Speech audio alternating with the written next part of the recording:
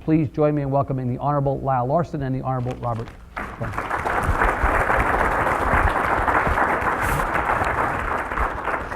Again, thank you for being here. Good to see both of you. Representative Larson, I want you to explain to people, as somebody who was in the building and was part of this process, exactly what we're confronting on the ballot in November. As I gather it, educated from the outside but not as knowledgeable as you, we're looking at the creation, if the voters approve it, of something called a SWIFT, State Water Implementation Fund of Texas. This would basically enable $2 billion to come from the rainy day fund, as I understand it, to create a revolving loan fund. Pick it up from And the concept is, over the last 30 years, we haven't built a lot in the state.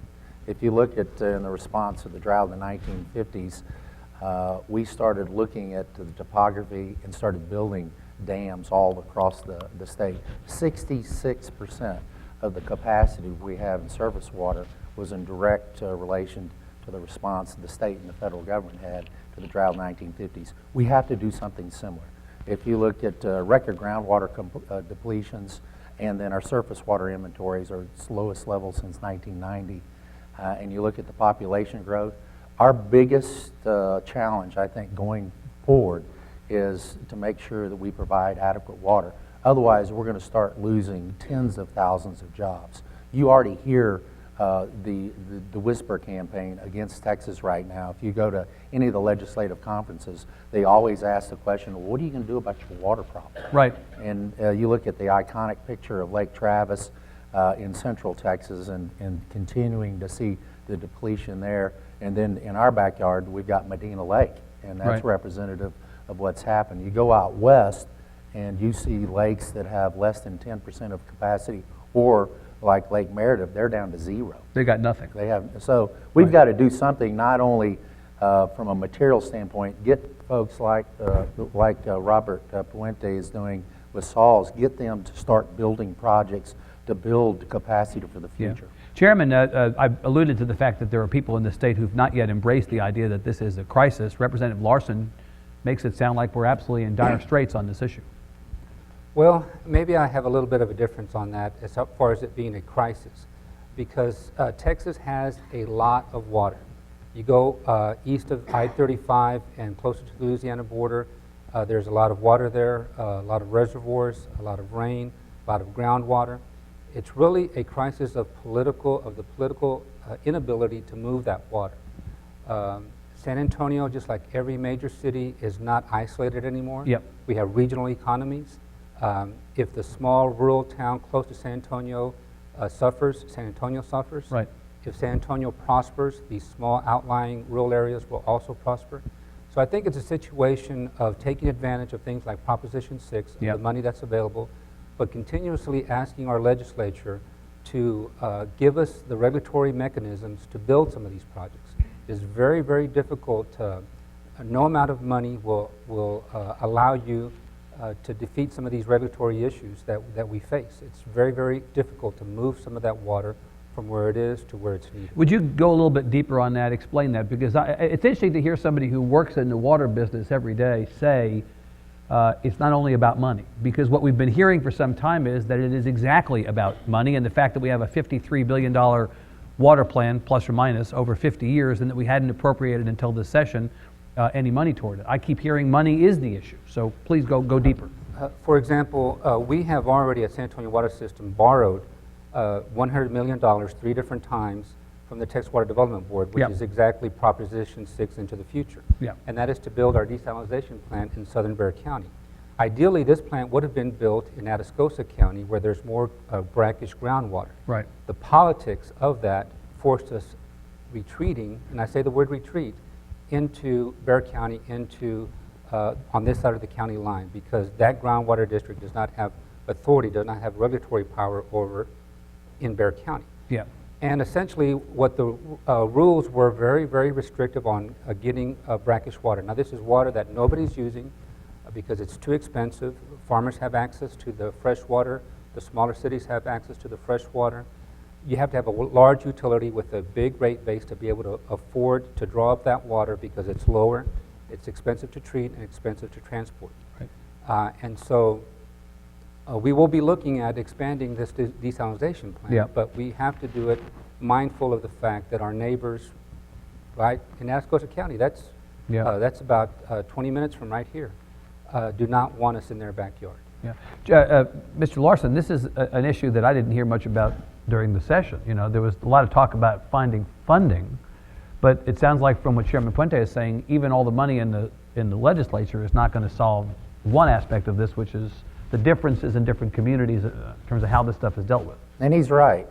We had two bills that passed the House, 146-0. They died in the Senate. One of them had to deal with the issue. It's always the House versus the Senate, isn't it? Yeah, it was. Yeah. It was dealing with desalination.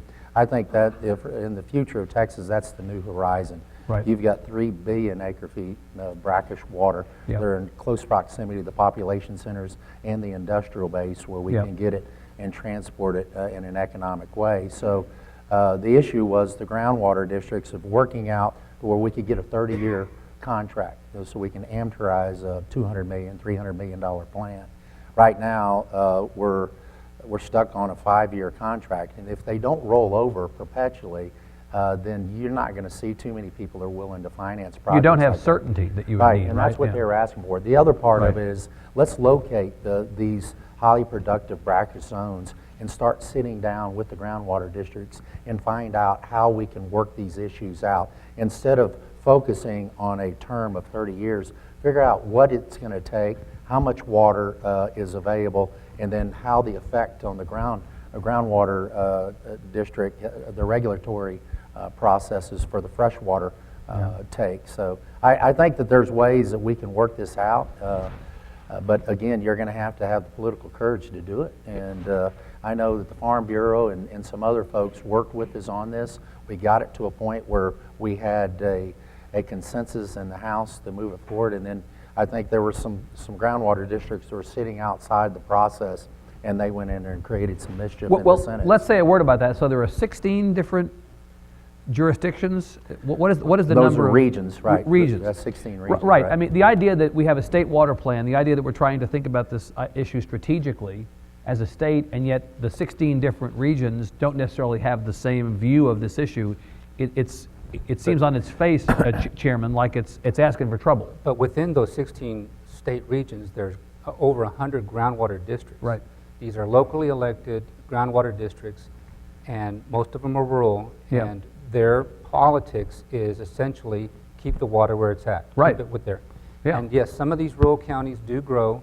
They do not grow anywhere near the growth of a Dallas, a Houston, a San Antonio. Right. Even within a small suburb of San Antonio, our growth is much more than any rural town will experience. Right. And so, for example, we just finished we'll finish a project this year getting water from Gonzales County. We reached an agreement with the cities of Gonzales, Smiley, and Nixon that any excess water we will give to them. So we're taking care of their growth. So that Yeah. was one of the costs that we had to incur to make sure that project was successful. This is fresh water. Right. And so this was a regulatory, for example, we've already spent $100 million on that project and haven't had a single drop yet.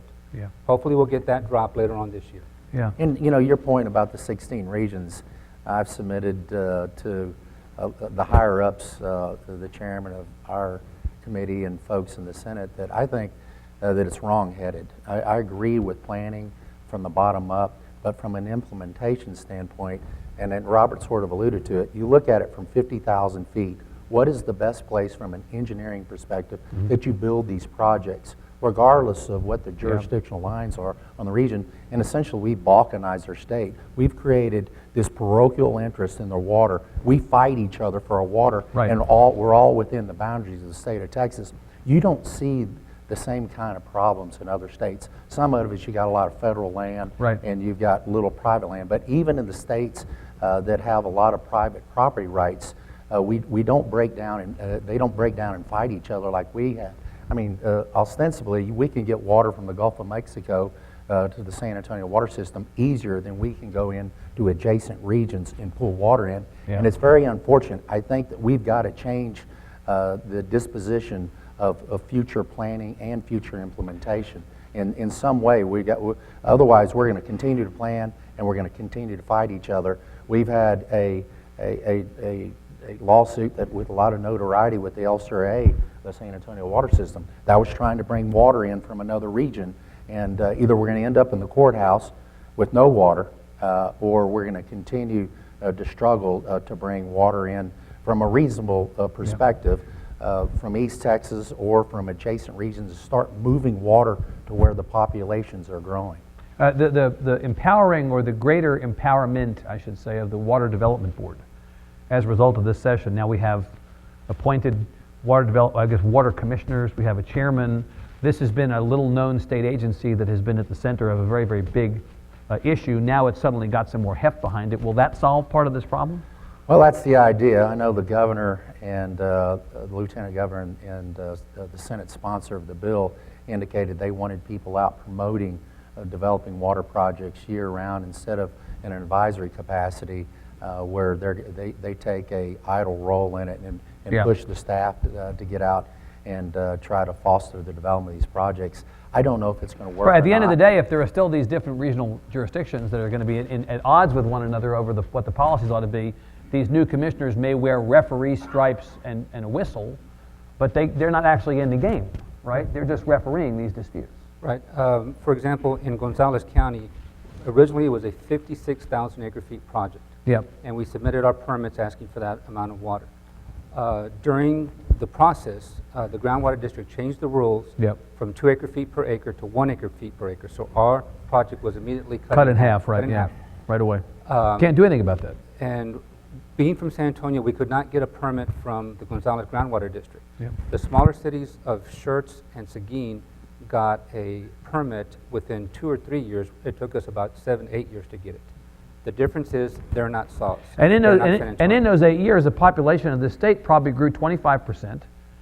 And the population of this region, we know, is very fast growing. And you know, you alluded to, Representative Larson, the fact that the growth of the state is straining what are already strained natural resources. They'd be strained under current circumstances, but given the projected growth of the state, it's impossible to see how we're going to get anywhere if we don't figure out a way to work together. And that begs the question of whether the legislature punted this session in a way that is bad for Texas. You know, I'm used to the people I send to Austin as a taxpayer and as a citizen making a lot of hard calls on my behalf. I ask you to decide what to spend on public ed.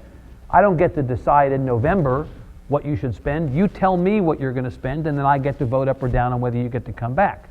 On almost every issue that I'm aware of, the legislature takes the initiative and does this. This time, you guys have said, well, we're not really sure that we want to spend the money ourselves. We're going to kick this to the voters. What do we hate in the world more than anything else? California. That's what they do in California. They can't go to the bathroom in California without getting the voters to approve it. So all of a sudden now we're turning into California where you guys won't make the hard call. I mean, I know I'm not so picking on you so much as I'm picking on you on behalf of the 150. Why didn't you guys make the hard call here and just say we're spending the money? That's the way it should have been done. To be frank with you, the speaker had a different approach. So we were going to fund it, the $2 billion, without rating the rainy day fund. Constitutionally, we have to take any issues that are going to take money and out of the rainy day fund and spend it like developing a transportation fund or a water fund that the your hands are tied. The approval. Right. Yeah. And the issue on that is we've seen the psychology of water in this state where all of a sudden we start getting a lot of rain right before the election. Yeah. And a week before, and then all of a sudden you see the fluctuations in the lakes. And everybody goes, well, you know, God listened. Show's we don't over. need to spend the money. Right, and, yeah. You know, and the issue is our problem. We're so far behind Yeah. in development of our water resources. We can't rely on just rainfall. We've got to prepare, you know, for a more sustainable approach to it. So if we don't get to $2 billion, shame on the legislature because whose fault is it? Who in the building? Please name, preferably name names. Start alphabetically. Who is responsible for the legislature choosing to do this and not owning its responsibility of appropriating the money? Well, obviously the folks in the Senate made a decision that they did not want to pursue any funding mechanism other than the rainy day. So it's the House versus the Senate again. Well, no, there was a lot of folks in the House that would like to choose this pathway as well, but ultimately you have to have concurrence with Yeah. the other body. Not an agreement. And there was not an appetite for any fees, whether it be a consumption fee, whether we take away the bottled water tax exemption, or any other mechanism that was in place for us to vote on. See, if you would have taken that to voters, it would have made a lot of sense, because you're increasing Right. fees, let them make a decision. But everybody from the governor's mansion all the way down had some apprehensions about doing that. And so we were just looking at a way that we could stimulate the development of projects. Ultimately, the rainy day fund was set up for natural disasters. For hurricanes, I would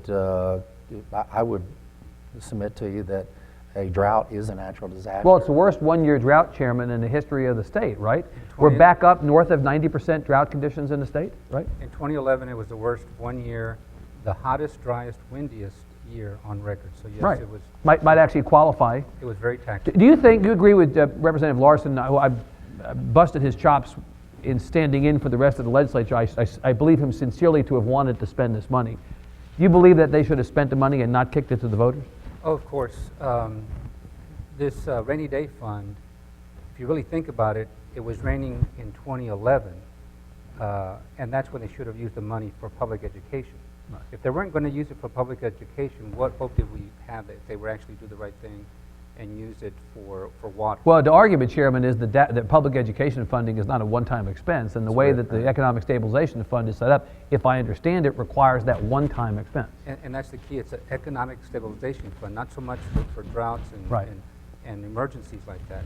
And that's what the purpose was, is to stabilize the economy for that period. And so yes, and I'm not saying that when I was there we didn't kick things down the road.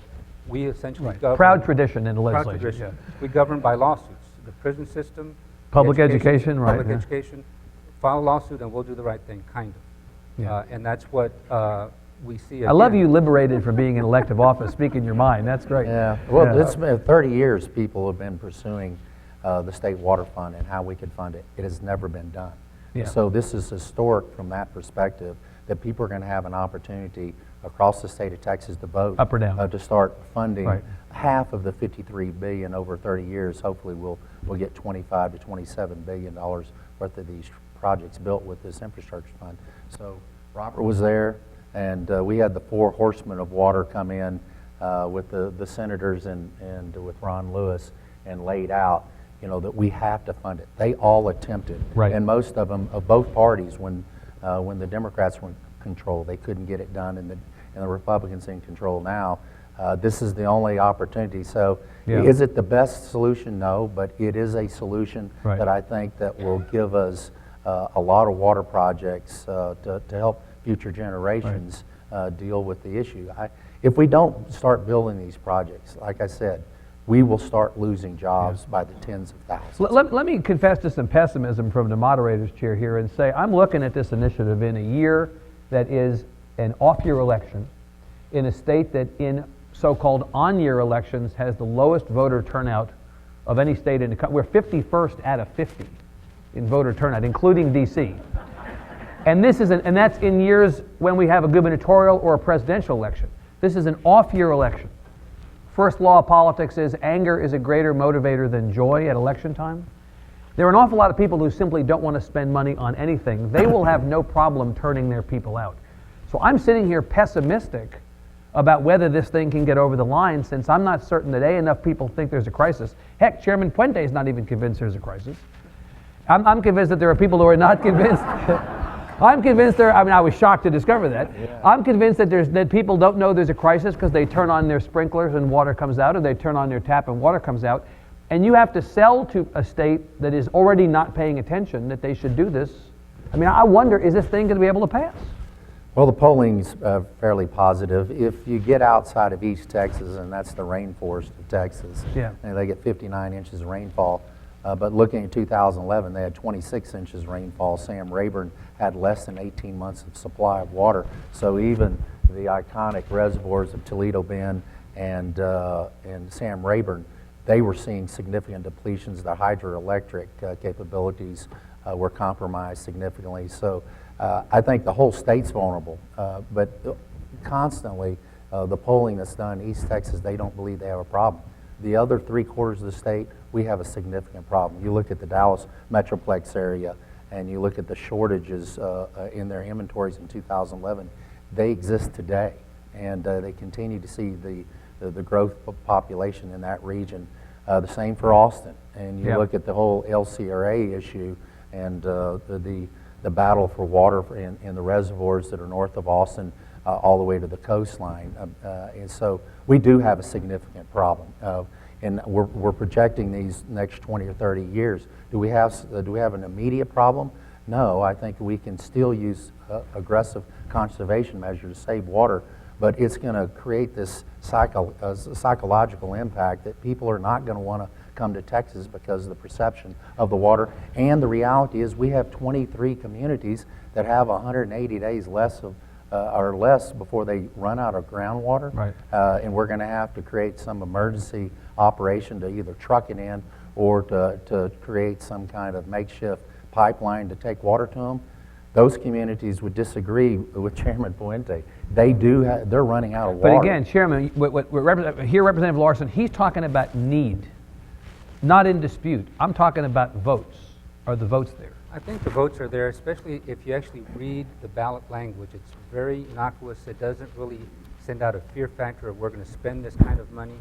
It's more about a transfer of accounts, and that's what it really is. Yep. The state has different leaders of the state, including Alan Ritter and other private organizations, have committed some money to get out the word, to get the public out there. Speaker is very involved, right? Speaker's very involved. Yeah. And so, although I say that, I very much believe it's necessary for these projects to get off the blueprints. It's very important for the state. Every community is experiencing stage 1, stage 2, stage 3, whatever that means for them. You hear a constant drumbeat about drought. In the urban areas, yes, it's very simple to turn on the faucet and it never fails. They feel it more when they want to irrigate their lawns, and that happens to be their biggest investment. So I think you will have a lot of motivation to vote, and people will vote, and I'm pretty confident it'll pass. We just have to do our homework on it. Yeah. And to deal with the issue of how this money is going to be spent, you've got 16 regions. They've done the planning. They picked the projects. There's going to be a prioritization. So they'll make application Right. upstream, as it were, to the SWIFT. And the projects are going to be locally controlled and locally developed. And looking at why people would access this funding, and use the San Antonio water system as an example, we're going to give them deferred loans. So the desal plant that Sauls is building south of town, if they need some gap financing, we'll provide them a deferral until they get the plant online, or we'll give them a preferred interest rate once they develop it. I know that they've indicated an interest in tapping the fund for some of the projects. The LCRA looking at that off-channel reservoir that they're looking at building, and a number of communities across the state have already identified that they would probably access this funding through their local regions. And who would prioritize, Mr. Larson, who prioritizes the projects that make up the applications? Who's the person who gets to say yes, no, no, yes? Well, the regions themselves. Obviously, they're going to prioritize right, the project. but somebody is controlling the fund. And then the Water Development Board is going through a process right now, and they will set up their priorities. And there are other measures. 20% of this funding will be directed toward conservation projects. 10% will be directed to the rural areas, so we make sure that we continue to foster the development of conservation and agriculture. And they use the lion's share of the water in a large part of the state, so we've got to work with them. But I think it's well thought out on how the process is going to work. The average loan will be about $25 million. So you've got a lot of smaller public utilities that'll access it, whether it be a wastewater treatment plant on a reuse basis, or a purification plant, a desal plant, whether they're developing transportation projects to move water across the state. All of those issues will be viable, but the navigator will be the Water Development Board. And I think that was the motivation in setting up the 3 full-time people, is they're going to be held responsible for how this So forth. fund will be spent and the projects to be developed. Mr. Chairman, is the money enough, $2 billion? I mean, I know it's fashionable to say water is getting $2 billion versus the $53 billion that it's assumed it needs. Transportation may get a couple billion versus the $400 billion that it needs, so you all are getting off a little bit better here. Ideally, it would incrementally grow, but for right now, $2 billion is very sufficient. It's enough. It's enough because a lot of communities, a lot of cities do not have immediate plans for a particular project for whatever reason. So I think the access to that is very important. But as we continue to grow, as we hopefully change some of the regulatory system that we're under, and we see a better opportunity for more projects, that it'll incrementally grow to a bigger amount. And the money will never be spent. The money will be loaned out. So the corpus will always be intact, whether it be in receivables or we'll have the cash in hand. So ostensibly, at the end of the 30 years that we're focused on developing half the projects in the water development plan, that money will still be available. I know a lot of the folks are saying, well, we don't want you spending money out of the rainy day fund. We're actually using it and we're not spending it. Most of the money that's been spent from the rainy day fund has been one-time expenditure and there was no recovery. And at the moment, the rainy day fund is almost over full, right? We're in a good situation with oil and gas. It is. In the state, and that's pouring money in, and you all have a cap anyway. It can't go over a certain amount. Right, and the money will flow over into the general fund. So I think that it's a wise use of the funding. We see unprecedented oil and gas exploration that's taking place right now, and so let's take advantage of it and use the money to help develop some of the infrastructure needed for the sustained growth. And so to your Tea Party colleagues, some of them freshmen, new arrivals, brash, principled folks, you know, they've got a point of view. They say spending money out of the rainy day fund is just irresponsible. There are going to be wildfires, there's going to be, you know, there'll be actual disasters, and we're going to need that money, and you Philistines are just spending all this money, and you know, that's a bad thing. Yeah, Your response back to that is? I'm Norwegian. I'm not a Philistine. Okay, well, I'm sure that will answer their concerns. Hopefully that will resolve this issue. Genealogy So, trumps everything, yeah, right? exactly. So what do you say to them? Well, the ideal when you set up the fund, you would have 5% of the general fund, which is $97 billion. So if you have between $5 and $6 billion in the rainy day fund, it would be adequate to address any catastrophic hurricanes that come in, the wildfires. So we do have more than that. At the end of this year, we'll have close to $8 billion. It's growing at a clip a lot faster than we ever anticipated. Right. And so I think there is a wise use to spend some of this money in transportation and then also addressing the water issue. We also developed a policy that in developing a floor, the legislature, when it comes into session every year, we're going to determine the access of that fund and find out whether we should curtail taking some of the transportation dollars. Can't drop below. Right, and that is going to be an arbitrary figure depending on what's happening in the state at that point. Right. But it's never going to fall below $5.5 billion. I think we all agreed that 5% of the general fund was a good barometer of addressing any issues that could impact the state adversely. Let me say that we're going to go to questions from the audience in a second. Let me just raise one or two more things about what happens next. And I'll say to you first, Chairman, you know, this is a long-range plan, and the water plan was actually written a couple of years ago, and technology is transforming our lives in ways that we can't even imagine as it's happening. And so in 3, 5, 10 years, there may be things available to us, solutions that come online, potential solutions involving technology or progress of some sort that make irrelevant many of the conversations we're having about the proposed solutions now. So we hold out the hope that as we get further down the path toward this, there are going to be aspects of this solution that we're not aware of today that may cost us less and that may be more doable than what you've been describing.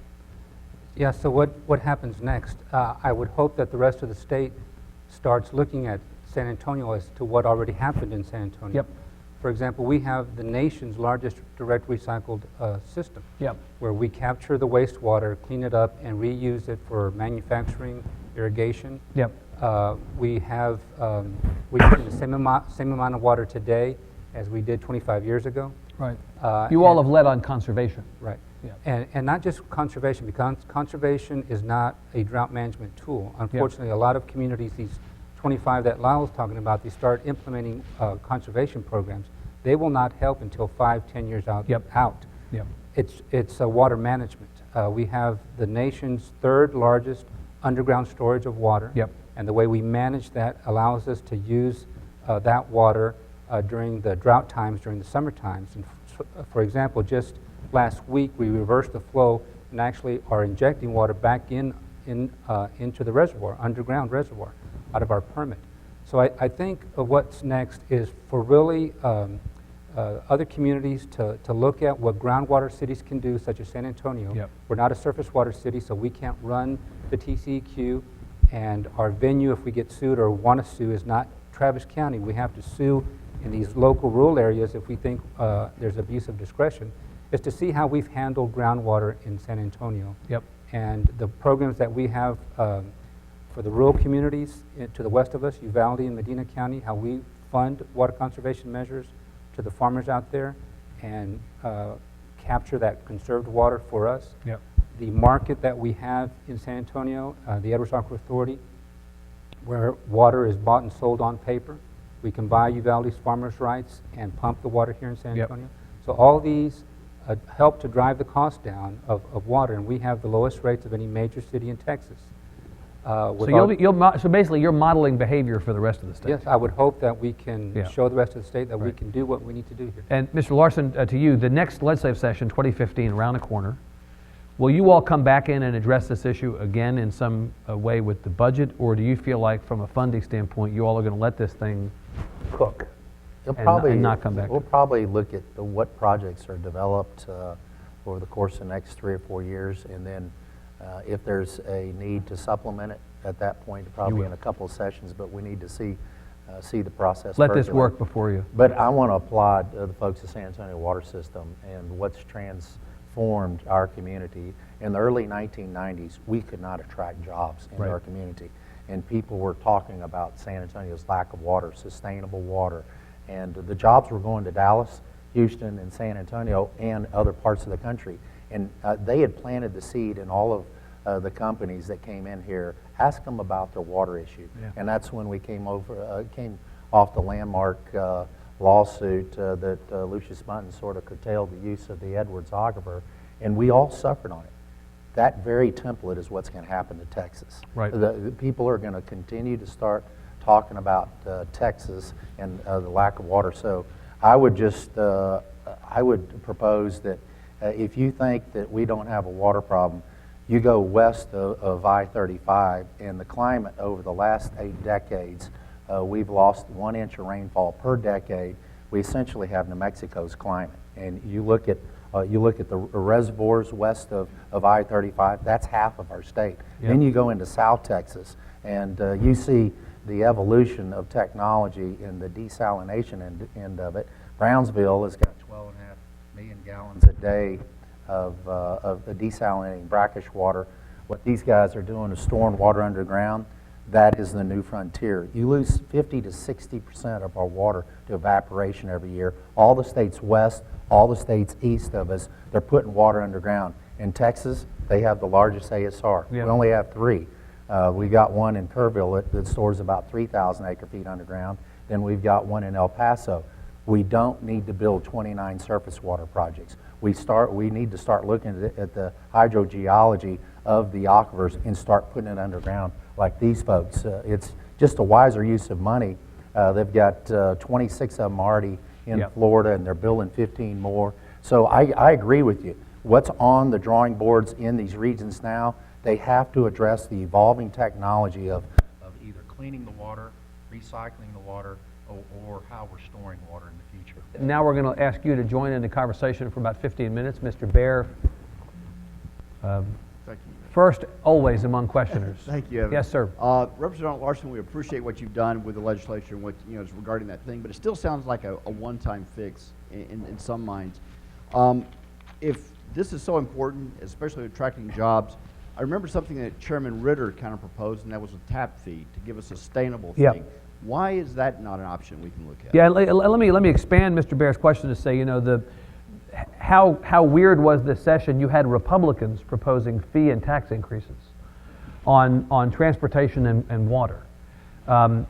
There's just not a stomach for that in the building, is there? Well, the gentleman that sits in the governor's mansion said he would veto every fee increase that was brought forward. So do you want to develop a piece of legislation that you know ultimately will be vetoed? So you've got to be practical about it. What we were proposing was looking at a myriad of different ways to fund the water plan. The tap fee, the exemption on the bottled water, and there were other folks that were addressing other approaches. Ultimately, none of those would have passed, and so that's why we ended up where we are. Pyrrhic victory to pass that legislation, only to have the governor exit out. Right. I mean, do you want to go through an exercise of futility where you feel good about it, but ultimately it doesn't get passed? I think that it's too important to make sure that the three leaders, the governor, lieutenant governor, and the speaker, they understood what was doable in both houses and whether the governor would sign it. This is the only one that would pass. Yes. You have any questions? Ma'am? I'm really glad to hear Mr. Larson speak against reservoirs. They're 23, 29 in the state water plan. They're not a good idea. They're not an up-to-date technology. Is there anything in the rules or regulations that'll be developed that just say that? Don't come to us with a reservoir plan. Yeah, well, the reservoir plans, they've been in the making for the last 25 years. Some of them we're getting close to developing, but I think those that are further out, we need to look at what's more viable for the future. And other states have already addressed this. I had a piece of legislation in working with San Antonio Water System on the aquifer storage and recovery. It passed the House, and in the Senate, they didn't have an appetite for it. It's the only way that we should be storing water in the future. We can put millions of acre feet of water underground and store it for future generations. I would like to create a strategic water reserve like we have a strategic petroleum reserve. We let 43 million acre feet on an average rainfall year exit into the Gulf of Mexico. Even after E-flow requirements, which are fractional of that, that water should be captured and put underground. All of the states along the coast from Florida up, that's what they're doing. You go to Oregon and Washington and California, same thing. They've got straws in the river, they're pulling it up and they're storing the water underground. So they're the pioneers from the state perspective, but I can tell you that if we don't do that, then shame on us. Let's do what they did in the 1950s, respond to the drought and do it in a thoughtful way, use the engineering and technology, and let's bring water to bear for future generations. Chairman Puente, you talked about the difficulty of taking water from places it is and getting it to places it needs to be. It's a little bit like the wind power problem we have in the state. We produce a lot of wind power, but when you get into the Crestline discussion, all of a sudden people say, well, I don't want that stuff in my backyard. And you have people arguing about how the wind turbines are going to obstruct the gorgeous view of the coast or what have you. And so all the motivation in the world doesn't get individual Texans to get over that hurdle. I wonder if you're going to have a right-of-way problem. Even if you build all these reservoirs, you're going to have to build a whole bunch of pipe. You're going to have to get that water from the places it is to the places that needs it, but you're going to have the same eminent domain issues that we hear on a lot of other subjects, aren't you? Where people are going to say, no, you can't have access to my land for this stuff. Oh, sure. Some of the projects that we have, for example, from Gonzales, we did have eminent domain issues, but luckily none of them resulted in a lawsuit, actual condemnation. We were able to agree with. But you hold open the possibility, oh, yes, right? And they're very expensive. Right. Just like any other project where you bring in water, you're going to have to face that dilemma Right. of eminent domain. What about the problem, just to go one little place further on the questioner's point here, you know, Boone Pickens a number of years ago acquired a bunch of water rights up in the plains and, you know, had this idea of being a water catter, the way that, my phrase, not his, in the way that in the oil business people were wildcatters a generation or more ago, and, you know, basically gather up the rights and then profit off of the acquisition of these rights at reasonable rates purchased from landowners, but turn around. Do we have any, are we creating a situation in which there are going to be a couple rich guys who are going to swoop in here and they're going to be the the water catters of the new era, and they're going to ultimately control the resolution of this issue as much as anything. Well, I don't know. Right now, we have a request for proposals to bring in 50,000 acre-feet of water Yeah. into San Antonio, and there's 3 remaining finalists that are going to be interviewed. These are made up of big consortiums of landowners, of Yeah. entrepreneurs, so I don't know if that's going to be a part of that. This is not one single landowner like. But it is still big business from their perspective, right? Yes, and these are, and this is not small acreage. These are hundreds of acres of property owners that own hundreds of acres. So you are seeing a different mood of water becoming a true commodity to be Yeah. bought and sold as a right, especially because we do consider it a private property right. Right. Unfortunately, I go back to the regulations that prohibit, oftentimes, you have to get a permit to draw the water out, then another permit to move the water out of the county. And sometimes those permits are only good for 3 or 4 or 5 years.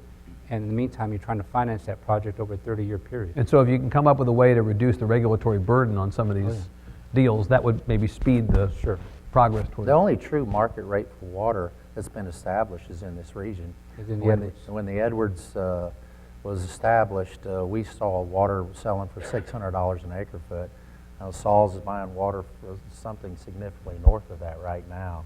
And so you've got a market that's It's a been good business to established. be in if you're a seller, right? And so you've got enterprising folks that are going to go out and they're going to secure water, and they're going to hold it. I mean, there's a lot of very affluent people that have come through this region that have made a lot of money on Edwards water, buying it, holding it, and selling it. And that's what the T. Boone Pickens project was a template for what's going to happen. You're going to see the enterprising, the free enterprise system work, and they're going to move water for where there's a need. How do you feel about that? You feel good about that? You're a free enterprise guy. You feel good about that? It's definitely defying our regional planning. We, in Roberts County, the Ogallala had 700 foot of saturated thickness.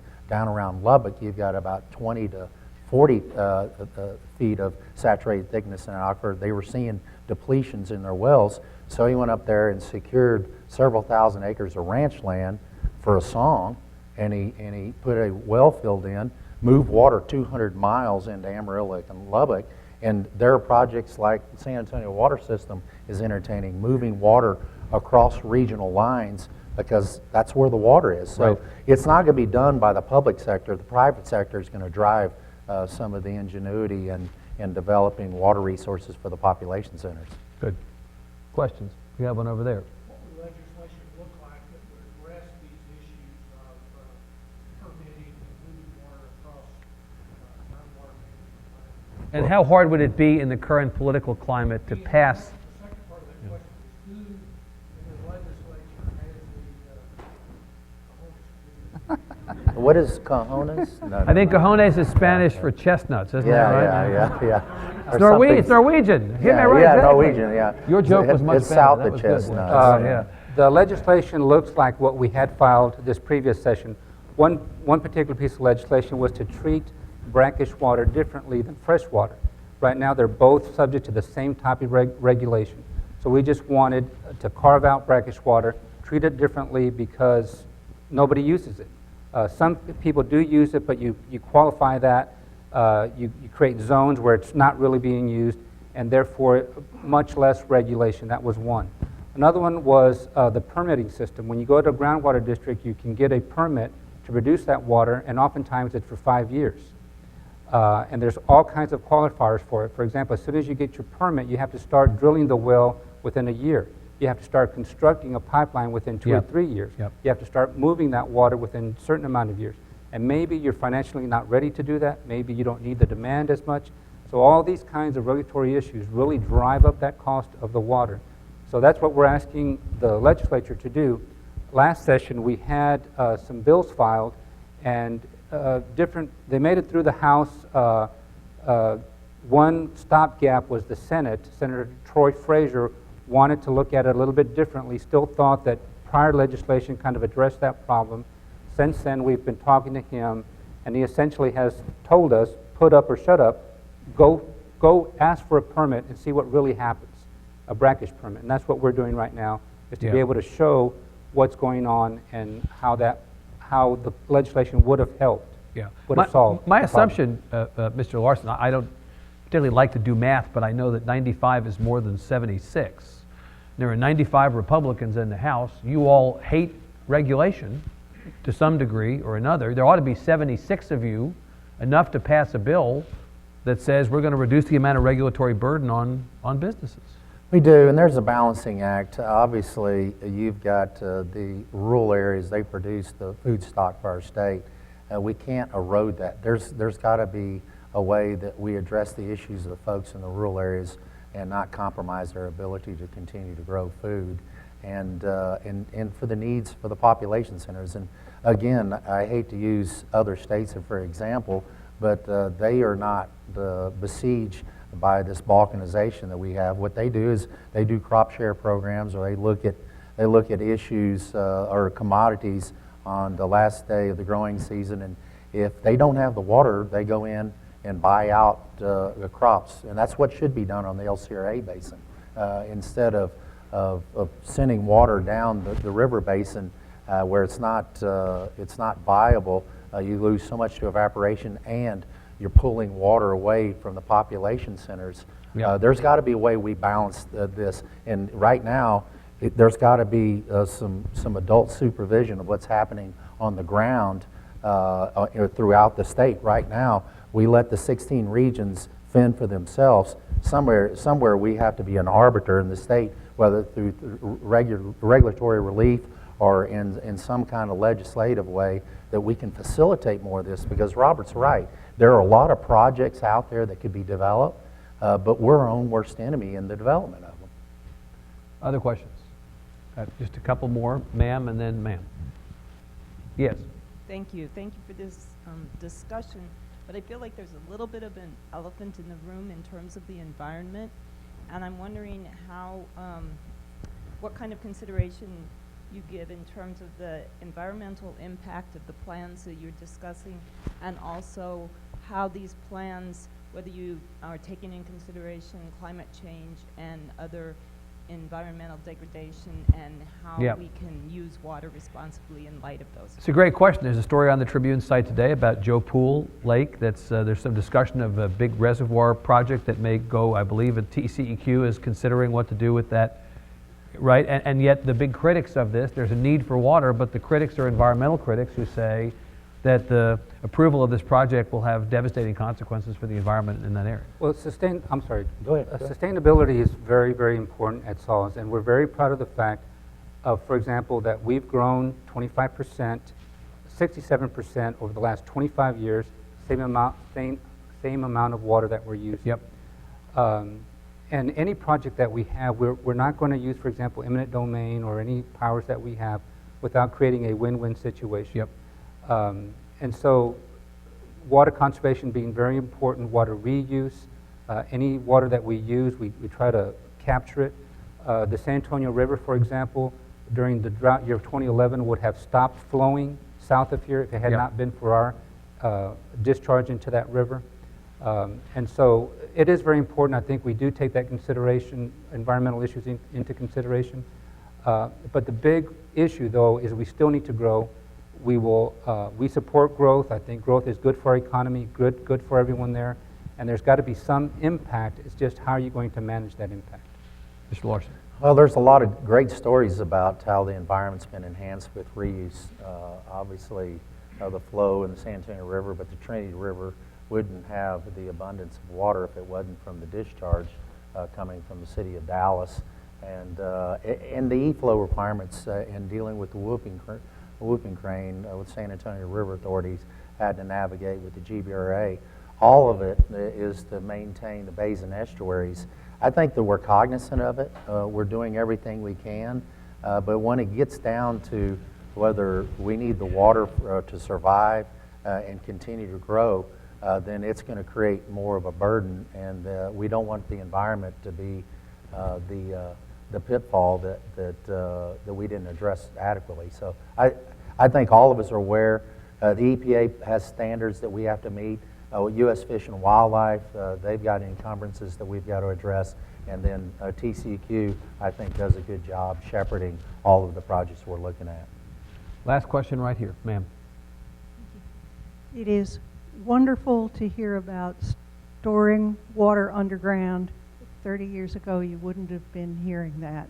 And I think it's especially important when we're thinking about climate change, or just even if it stays the same, the figure for a surface water reservoir is you lose 1.2 to 3 times the firm yield the further west you go if you store it on the surface.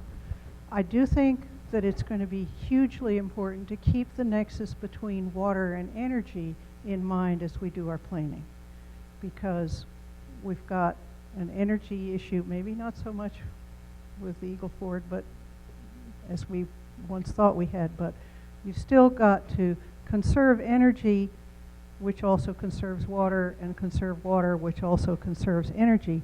And in that case, we need to be very careful about how long a pipeline we build, and that we don't have pipelines crossing pipelines. And how we do that in a balkanized environment is going to be a challenge for a real statesperson. A final word about that. Real quick, Yeah. San Antonio Water System works with CPS Energy. For example, during peak times, they ask us to turn off our wastewater plant, and we do. We let it stew for a while, and we turn it back on at the end of the day during the non-peak periods. Every year we get a rebate back from CPS, and hundreds of thousands of dollars. So we're very mindful of that water energy nexus. We're very aware that the desalination plant is a very, takes a lot of power to clean that water, to run that kind of plant. So working with CPS also for it not to be necessarily a peak plant, but to run it during offline again during the time period. Probably have to build bigger storage for that, but still very cognizant of those kinds of issues. You know, the stress nexus would include the third leg, food. You'd create energy, energy to produce water, water produce food, and you know, it's a little bit more complex in the state of Texas. So I would submit that the stress nexus is being addressed. You look at the Eagle Ford, and you look at the evolution of technology and how we're cleaning water down there, getting it down to a standard where you can drink. It would never have been thought that we could do something like that 5 years ago. So I think technology is driving a lot of that, but you're right, the balancing act between all three interests are going to be critical in developing our resources in the future. Excellent questions from the audience. Thank you, and a great conversation with these two. Let's give them a hand, Robert Puente and Lyle Larson. Thank you all for coming. We'll see you again. Take care.